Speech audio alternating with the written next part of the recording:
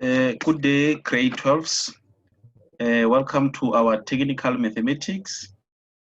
Today is the 21st of September. It's on Monday. It's a very nice Monday. Today, we'll be looking at the trigonometry as a topic. And then before we can start our lesson for today, I know that some of the provinces, they have already written the trial examination and some they haven't. So, but it's very important for us to follow this lesson to prepare ourselves for the final examination. And then as also, I would also want to advise the grade 12s that they should prepare themselves thoroughly and then make sure they have all the previous question paper of technical mathematics, as well as the examination guideline. And then from there, they can just practice and then prepare for the incoming final examination. All right, let us start for the lesson of today.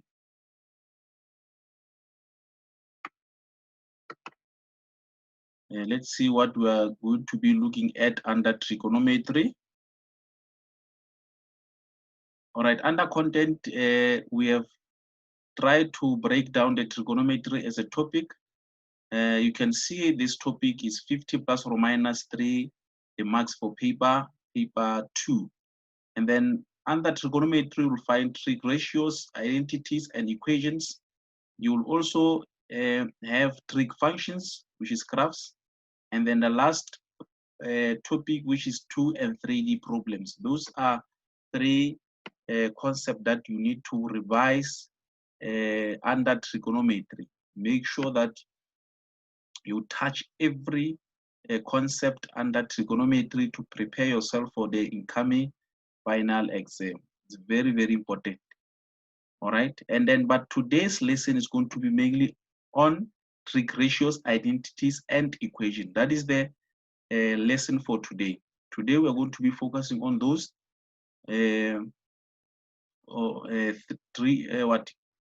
trig ratios, identities, as well as the equations. All right. And then let's see what are we going to get under trig ratios, identities, as well as equations. All right, under this trig ratios, identity, reductions, equations, one should be able to apply the trig ratios in solving right angle triangle in all 4 quadrants. That's number 1.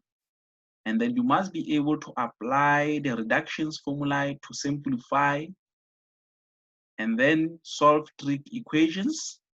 And of course, the last one is to prove trigonometry by using the identities. You can see we've got all those identities. We've got also the reductions and of course the trig ratios. So it's very important, learners, that you should familiarize yourself with this trig formulae so that you can be able to simplify or to solve any question under a trigonometry. And then the other thing that is very important that I need to make you aware is that only if we can just learn the identities and know every identity that we're having, and then also know on how to apply the reduction formula, and then the last one, the trig ratios, then you can be able to answer every question under trigonometry. Because in this topic, the only thing that you do is to change, simplify, and get the answer. That's how trigonometry is so simple. So I think the only thing that a learner can struggle is when a learner does not know the identities, reductions, as well as trig ratios, or on how do we apply them. So it's very important all the time that you must learn all these things. Once you have learned all those things, then every question that will come, then it's going to be easy for you. You will see when we are going to be answering questions that we just change, simplify, get the answer. That's the the whole thing about trigonometry. Now let's get into our business for today and see what are we going to do. Now we are having a first example under exam type of question for trig ratios. So these are type of question that you are going to be getting when you are going to write the trial examination as well as the final examination. So it's a very, very important question that you need to pay attention. All right, it says in the Cartesian plane below, the point A, which is this point, you can see it is having x as negative 12, y as positive 5. And the angle are shown, which is you can see the angle theta there. And then now determine and write your answer as a single fraction, tan theta, number 2 cos theta sin theta. Now we need to determine that. Now, how do we determine that in this question? Let's see on how do we go about it.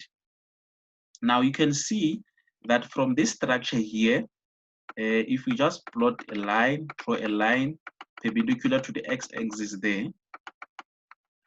you can see that the value of x is negative 12 is for this side here, and then y is 5 and is for this side. Then you can see that the longest side, which is the value of r, we don't have. Then before we can go and answer any question, we first have to determine the unknown side. And you can all see that the unknown side in this case is the value of r. We don't know what is r in this case. Now, for you to be able to determine that, then we are going to be using theorem of Pythagoras to determine the value of r. And then, of course, the second step, what you're going to do, you're going to take the value of x and substitute where you see x. Then you take the value of y, then you substitute where you see y. And thereafter, you just press your calculator, then it's going to give us a negative 12 squared is 144, and 5 squared is 25. Then you add them together, then they give us 169. Now, because remember, we are in need of r, not r squared, then we have to get rid of this exponent 2 by squaring both sides. Now, let's square both sides and then determine the value of r. Then the value of r is going to be a positive 13. Now, also remember, but every time when you introduce the square root like this one, you must also include plus or minus, right? But now, in where if you are calculating the value of r under trig ratios, it will always be positive. This line here is from here up to there, right? For this terminal arm, the length of this terminal arm is 13. It's always what? It's always positive. Now, as for y or x, then it will depend on the quadrant the terminal arm lies. It will depend. Then that's where, if for instance, if we are in need of x, then we're going to be introducing what? After putting the square root both sides, then you say plus or minus. Thereafter, you check which quadrant is the terminal arm lies. Then you then choose the side, whether it's positive or negative. All right. But as for r, it will always be positive at all times. All right. Now, since we have just determined the value of r, then we can just go straight and try to answer the questions. Now, for instance, we are having tan theta, then you say tan theta equals to, in terms of ratio, is equals to y over x, right? It's y over x. Now, what is the value of y is 5. What is the value of x is negative 12. Then this is the correct answer.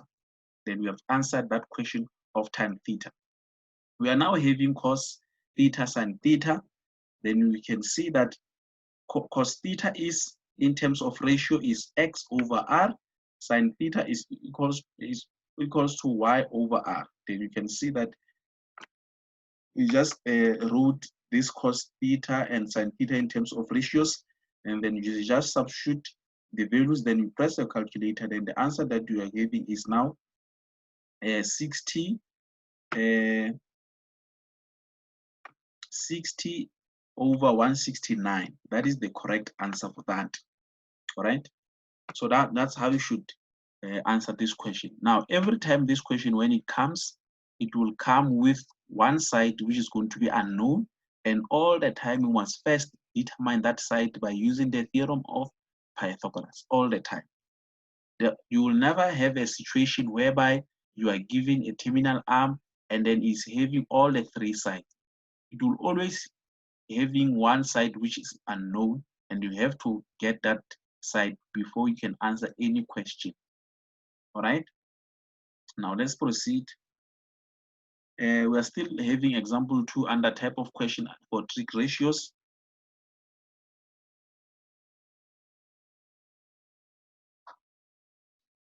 All right, on this one it says if tan theta is equals to 3, and the restriction says theta is greater 180 and less than 360, determine with the aid of diagram sine theta plus cos theta and cot theta. Now, for you to be able to answer this question, we need to draw the diagram. We need to know where will the terminal arm lies, right? But based on the restriction, now let's see on how do we determine that. Now, first you need to rewrite this and make tan theta the subject of the formula. Then, obviously, we're going to divide both sides with positive 4. Then we're going to have now 3 over 4. All right, 3 over 4. Now, we all know that tan theta is what? Is y over x. Is y over x. Y is 3, x is 4 in this case.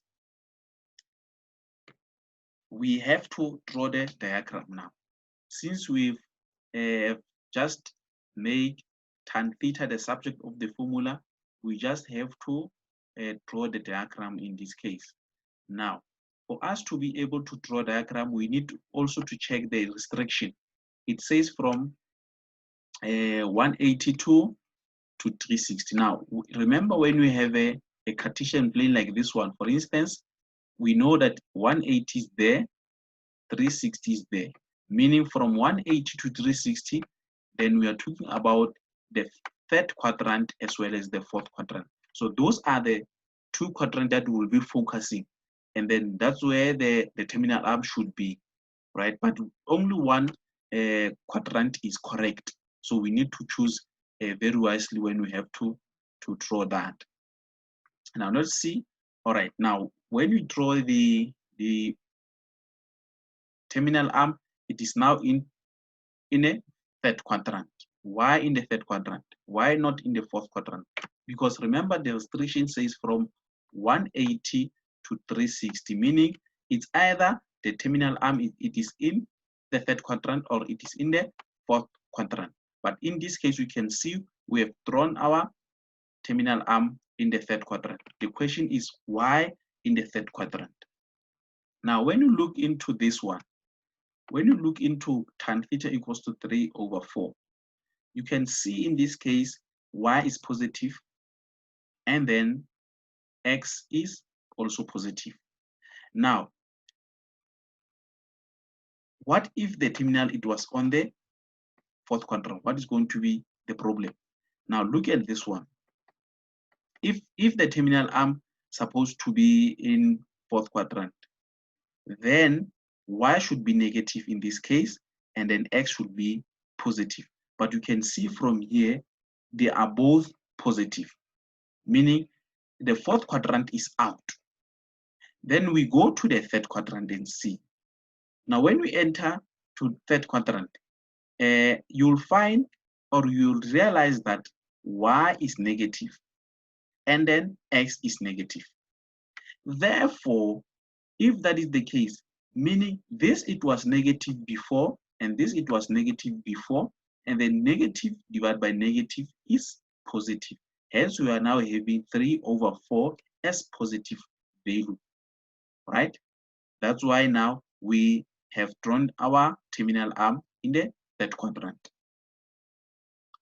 I hope you understand why it is not in the fourth quadrant, because once it is in the fourth quadrant, only y is going to be negative, but as for x is going to be positive. Now look at here. they are both positive. So it means that's why we are saying the terminal arm, it cannot be in the fourth quadrant. So the only option that we are having, it is the third quadrant based on the restriction, because we cannot jump to to second quadrant or the first quadrant, because according to the restriction, we are not allowed to go to those quadrants. We're only focusing on the third and fourth quadrant. All right. Now, when you look into the the third quadrant, you can see that both y and x, they are negative. And we know that negative divided by negative, it gives us positive. Hence, we are having positive 3 over 4. All right. Now, since we have identified the quadrant and we have drawn the terminal arm in that quadrant, we can see the unknown side is r as well. Remember the previous activity that we did, we have also calculated the value of r. In this case, we don't have r. Then now, for us to determine r, we're going to use theorem of Pythagoras. Then we just substitute the values that we're having there, and then r squared equals to 25. You square both sides, then the answer of r is equals to 5. Then now you can be able to answer any question. The first question says sine theta plus cos theta. So instead of sine theta, we know sine theta is y over r, cos theta is x over r. And then you just substitute the values, then you press your calculator, then it's going to give us negative 7 over 5. That is the answer. Then cot theta, we all know cos theta reciprocal is 1 over tan theta, which is 1 over, we know that tan is y over x, then this is what we did here, and then from there we simplify it, and then it's going to give us x over y. Then x is negative 4, and then y is negative 3. Therefore, the answer is going to be positive 4 over 3. So that is the answer for that one.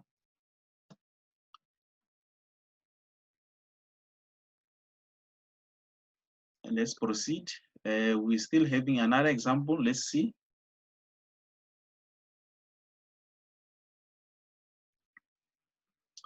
All right. Given that sine alpha equals to negative 4 over 5, and the restriction says alpha should be greater or less than 270. Now, determine the value of each of the following in a simpler form, which is the first one. You can see sine into negative alpha, cos into 180 minus alpha. Now, first, let's see on how are we going to answer this question. First, we have to draw the diagram. The diagram is very important because they sometimes give you a mark just to draw a diagram. So it's very important to draw the diagram. Now, based on the restriction, let me just try to explain it before we can now. I can now show you the answer for that one. If you just plot a straight line, and then this is the Cartesian plane, then where is 90? We know that 90 is there, up there, and then 270 is also up there. So it's between 90, let me try to write 90 there, between 90 and 270, meaning we'll be focusing on the second quadrant and the third quadrant. So our terminal arm, it's either it is on the second quadrant or on the third quadrant, but only one quadrant is correct. Then we have to choose wisely there, all right? And then let's see what is the answer for that one. Now we can see that our terminal arm, it is in the third quadrant. Then we are going to be discussing why on the third quadrant, not on the second quadrant. Let me just clean the space. All right. Now, why on the third quadrant? Now, let us go back and look. Say sine alpha equals to this. And we all know that sine is y over r.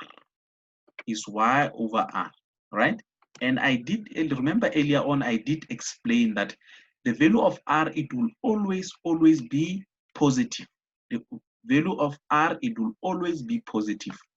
Now it's very clear that this negative is for this is for this positive 4. So meaning this is going to be negative 4. This negative is not for 5, it's for this 4, that negative, because 5 represent R, and we said R is always positive. All right.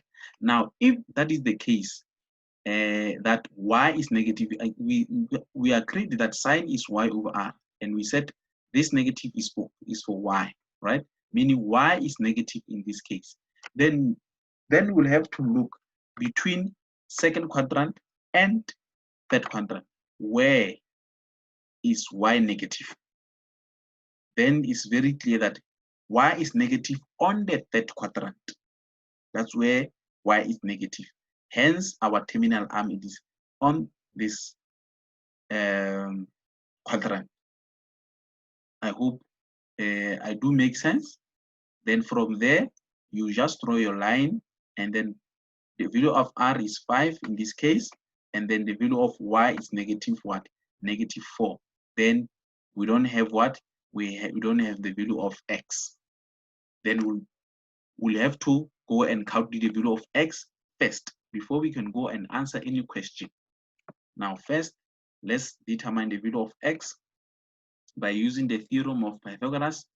The second step, you just substitute the values. The value of r, we know it's 5, and then y is, of course, is negative 4.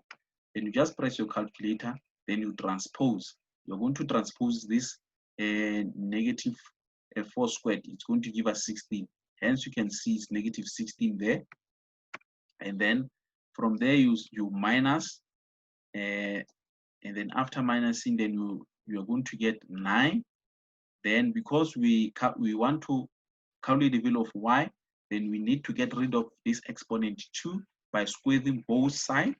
And then once you square both sides, remember I did explain that if we are calculating for value of y or value of x, we always put plus or minus, because we will have to choose which sign are we going to take based on the quadrant. Now, our answer is now going to be negative 3. Why negative 3, not positive 3? Is because of the quadrant. You can see that in this quadrant, x is negative there. Hence, we have used the negative 3, not positive 3. All right? I hope I do make sense. Just after determining the value of x, you can now go and answer the question. Now, let's go and answer the question. The first question says sine into negative alpha. Now, if you remember from the reduction and everything, this is a negative angle. Remember, under negative angle is only cos which is positive when we talk about the negative angles. Now, when you take this a negative angle, and then it's going to give us what? Negative sine alpha. It's going to be negative sine alpha. And then we know that sine alpha is equals to what? It's equals to negative 4 over 5. Now, the answer is supposed to be positive here, because now, remember, alpha itself. Just ignore this negative here. Let's focus on sine alpha. Sine alpha will already be given, it was already be given there, which is negative 4 over 5. Now, when you put negative 4 over 5 there, the negative, this negative multiplied by that negative must give us positive. So hence, I'm saying here is positive, not negative. So it's positive 4 over 5. That is the correct answer for that. And then we are having now cos into 180 minus alpha. Now remember, when we see 180 minus, then we must also think about what? Reduction formulae. Reduction formulae. Now it's going to be cos into 180 minus, which 180 minus which quadrant? Is the second quadrant. Cos is negative in that quadrant, so it must supposed to be negative here. Let us try to fix it. It's negative then, not positive.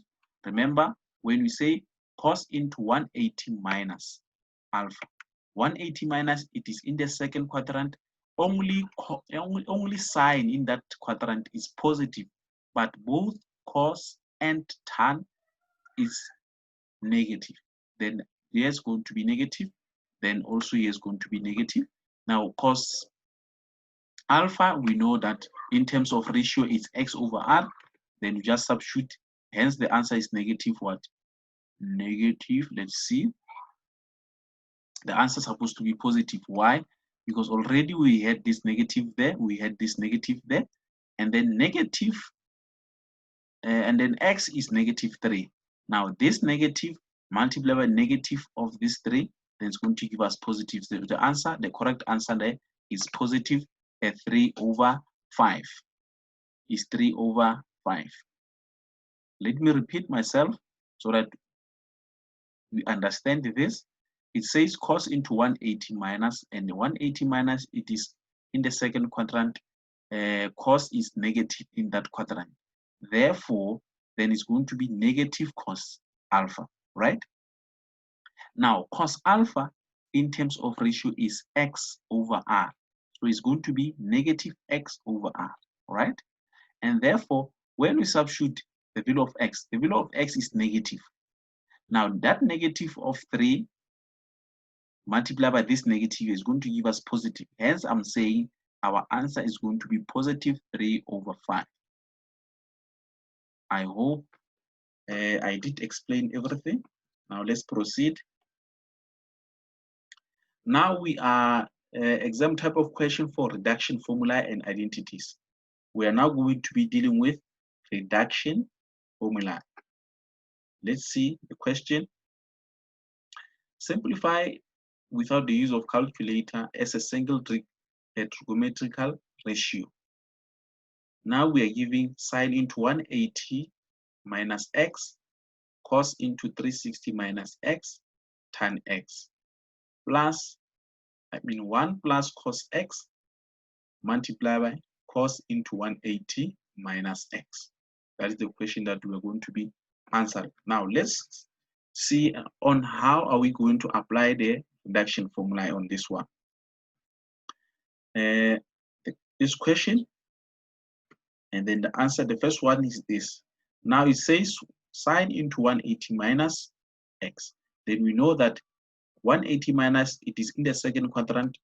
What is sine there? Sine is positive. Then the answer is going to be positive sine x. Cos into 360 minus which quadrant? Fourth quadrant. Sine is positive. Then cos is positive. Then it's going to be cos x. Now tan x, we know from the identity tan x is equals to sine x over cos x.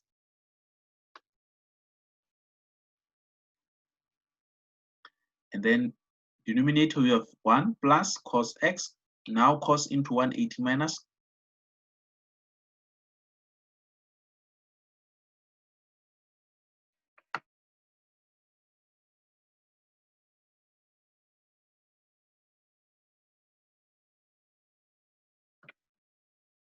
Cos into 180 minus x.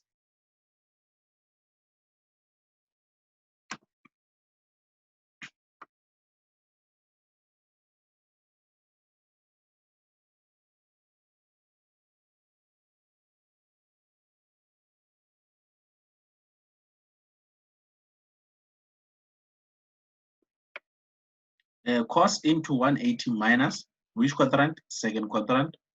And cos is negative in that quadrant. Hence we are saying negative cos x. All right. Hence we are having negative cos x. From there we are going to simplify. And now we can see that this cos is going to cancel this cos. All right. And this sine x multiplied by this sine x is going to give us positive. It's going to give us sine squared x. And then the same applies under denominator there is cos x multiplied by negative cos x. So it's going to give us negative cos squared x. Now let's see.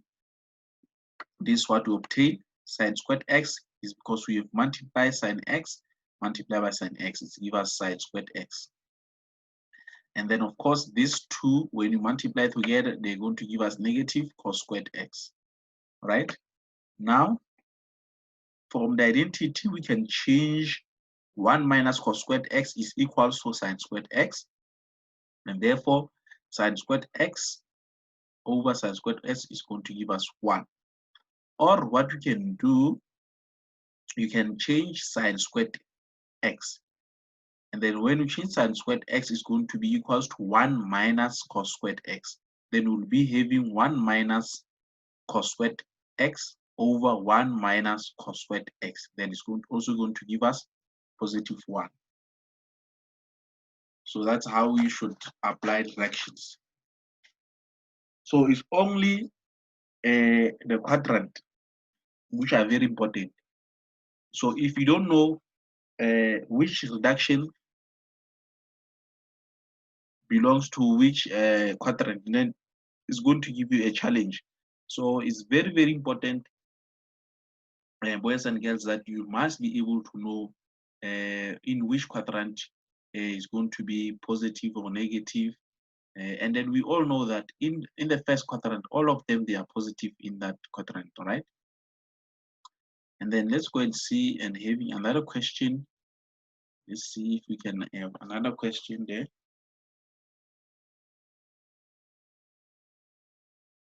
Simplify the following into single trigonometric ratio. Sec x into cos 360 minus x minus tan squared into 180 plus x cos squared x over sine squared x. That is the question that we need to simplify. Now, under solution, we start. We know from the reciprocal that sec x is equals to 1 over cos x. And therefore, cos into 360 minus fourth quadrant, cos is positive. Hence, we are having positive cos x there. Now, this one, before we can now apply what? Our reductions, remember we need to rewrite this and then put this exponent 2 aside. You can see how did we write that exponent 2 so that we can now have this reduction inside here.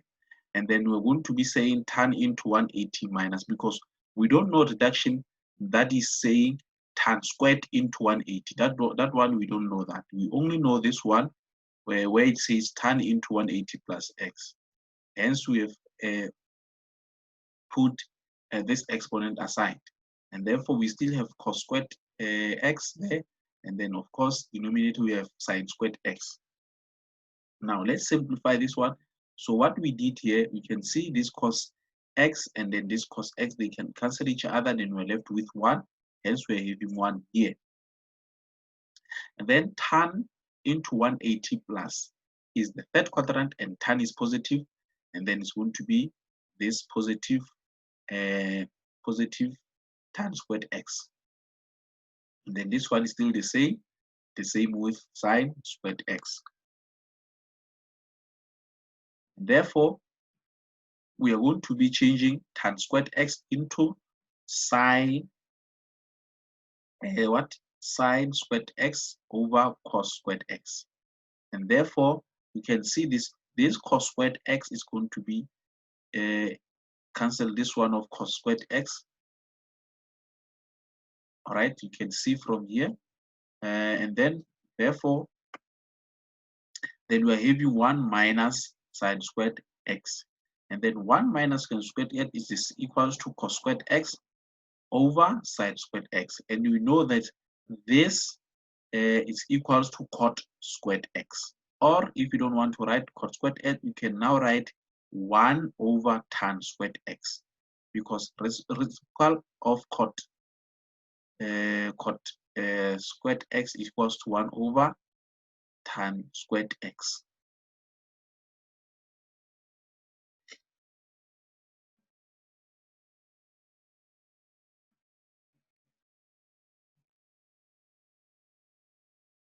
We're still having another example under reduction.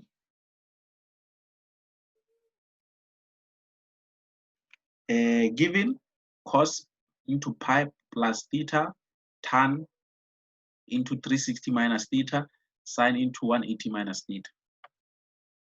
First question, simplify the following. Simplify the first one. Cos into pi plus theta there. Let's see.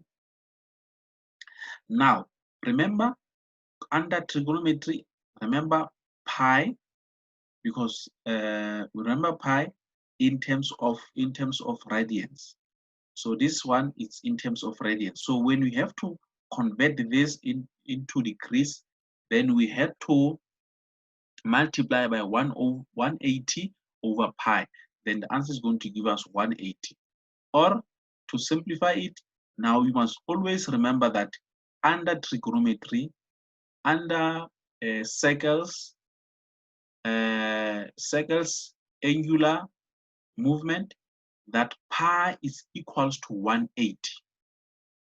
Pi is equals to 180 in terms of radians, right? Then that's why we have changed that pi into 180 degrees plus theta there. And therefore, we say 1 cos into 180 plus theta, which quadrant? That quadrant. So how is cos? Cos is negative. Then the answer is going to be negative cos theta there. So that is the correct answer. Hence, simplify the following. Let's simplify it. This one already we have determined it, which is going to be cos, negative cos theta. And therefore, tan into 360 minus which quadrant?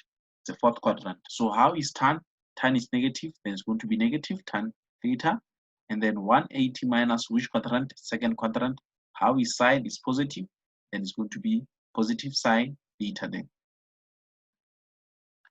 Therefore, you change tan theta from the identity is going to be equals to negative sine theta over cos theta.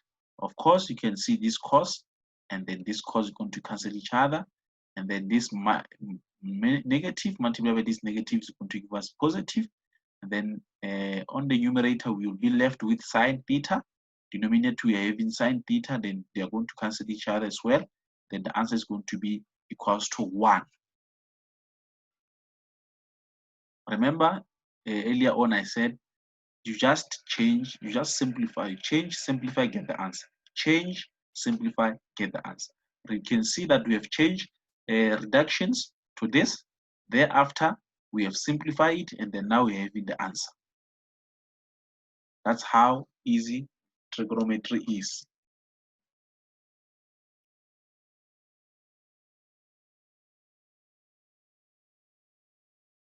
We are now focusing on trig equations. Then we'll be focusing on the trig equations. Let's see on how do we do that. Say solve for theta is the element of 0 degrees to 360 degrees without the use of calculator if 2 sine theta equals to cos theta equals to 0 then. Now first what we're going to do, we're going to be transposing cos to the, we're going to transpose to the right hand side because we want to have only one trigonometry ratio, a single trigonometry ratio. Thereafter, then we're going to be dividing both sides with cos theta there. And then if you divide this one, cos theta with cos theta is going to be equals to 1. And this side then is going to be equals to tan. Remember from the identity that side, theta over cos theta equals to tan theta. Hence we're having now 2 cos 2 tan theta equals to 1. Then of course we're going to be transposing, and not transposing per se, but dividing both sides with positive 2. That is going to give us tan theta equals to 1 over 2. Thereafter, the second function, then we're going to be saying theta equals to shift tan 1 over 2. That is going to give us 26,565,505,118. So this one we're going to take it as a reference angle. And every time when you write a reference angle, write everything on your calculator. Don't start rounding off this answer there. Therefore, we say tan is positive because now you can see tan theta equals to positive half. Then we'll be looking at where tan is positive. Now, we say tan is positive in the first quadrant and in the third quadrant. That's where tan is positive. All right. Now we can now use a reference angle to calculate the value of theta. We first quadrant, we can see that this reference angles, we can see already the acute angle. It falls in the first quadrant. Now let's go to the third quadrant. We all know that in the third quadrant is 180 plus the reference angle. So it's going to be 180 plus reference angle. Then the answer is going to be 206.565 degrees. So this is the correct answer.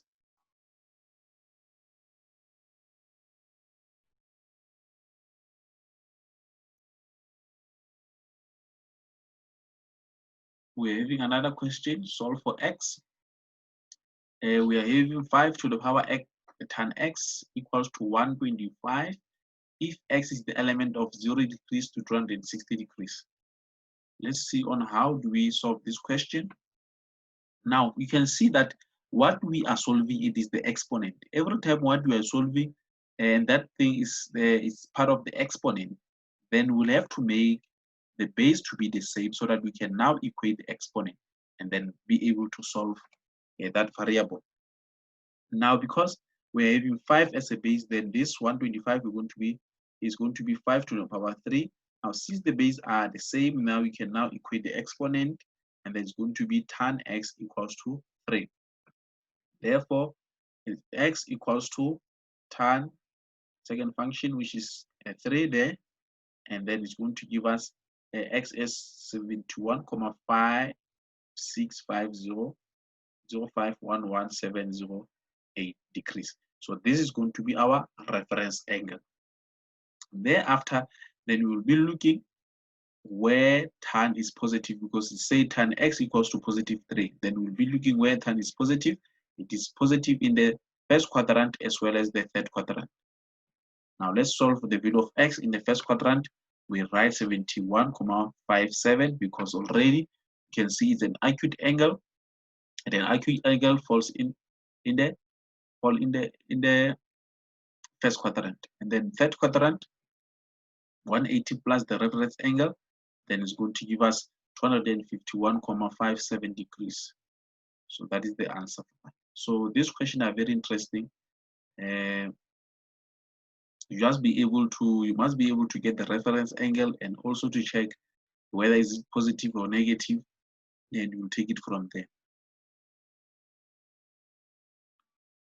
The third question under trig question, that is the first one, which is 4 cos squared x minus tan 45 degrees equals to 0. For x is the element of 0 degrees to 360. Determine the value of x if, let's see. Now, because we are calculating the value of x, what is going to happen? This tan 45, you can just press your calculator because 45 is a special angle. Then it's going to give us 1. Then, of course, we're going to transpose that 1 and also divide with 4 so that you can be left with cos squared x equals to 1 over 4. Now, to get rid of this exponent 2 there, we're going to square both sides. We're going to put square root both sides, actually. Then it's going to give us positive. It's going to be cos x equals to 1 over 2. All right. Therefore, then shift half, then the reference angle is going to be 60 degrees. That is the reference angle that we're having. And therefore, then cos is positive in the first and the fourth quadrant. We can see, say, cos x equals to 1 over 2, which is positive. Then we'll be looking where cos is positive. Then it's going to be positive in the first and fourth quadrant. Now, first quadrant, already we've got the reference angle as 60 there. And the fourth quadrant, we know is 360 minus the reference angle. Then the answer is going to be 300 degrees. So that is the answer for that.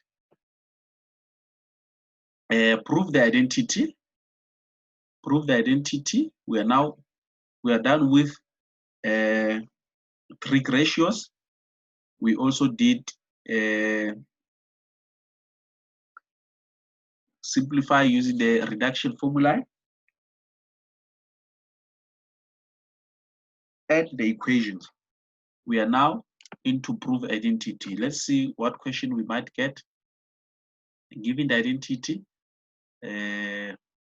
cot squared x times sec squared x minus into sine squared x plus cos squared x equals to cot squared x. Now, every time when you prove the identity that left hand side is equals to the right hand side, we always take a side that has more information or a complicated side. That's the side that is going to help us to prove the left hand side equals to the right hand side. You can see now from this question now, from the solution, we've said left hand side, meaning we have taken left hand side. And then let's see how we're going to do. Okay, cot squared x, we know cot squared x in terms of reciprocal, it's going to be equals to cos squared x over sine squared x. And then sec squared x is 1 over cos squared x minus 1. Why 1?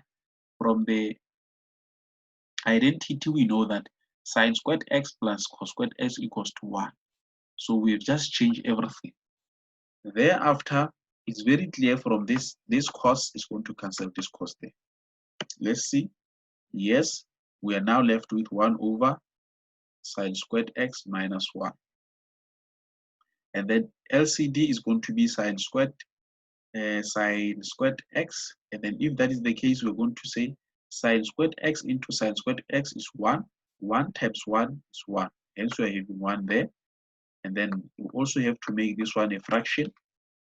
And then to say 1 into this, we are left with sine squared x. Then sine squared x times 1 is still negative sine squared x. Then we're going to change 1 minus sine squared x to become what? To become cos squared x. And therefore, we know this one is equals to cot squared x. So we have just proven the identity, meaning left hand side is equals to the right hand side.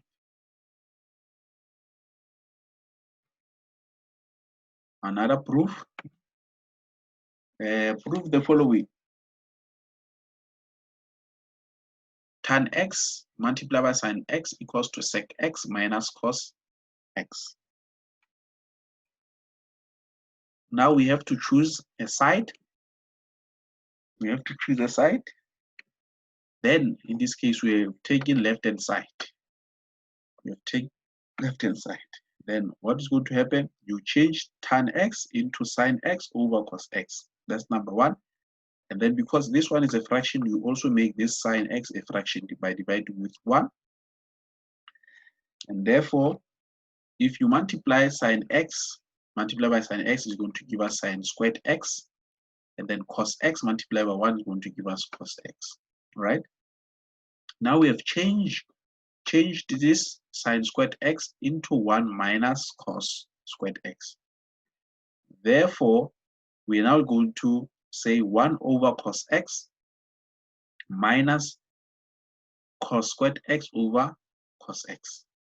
And then this 1 over cos x from the reciprocal we know is equals to sec x. Then this is the answer. This is going to give us sec x. And then here, this is going to cancel one of the cos x there. Then we'll be left with cos x. Hence, we're having cos x there. So meaning the left hand side is equals to the right hand side.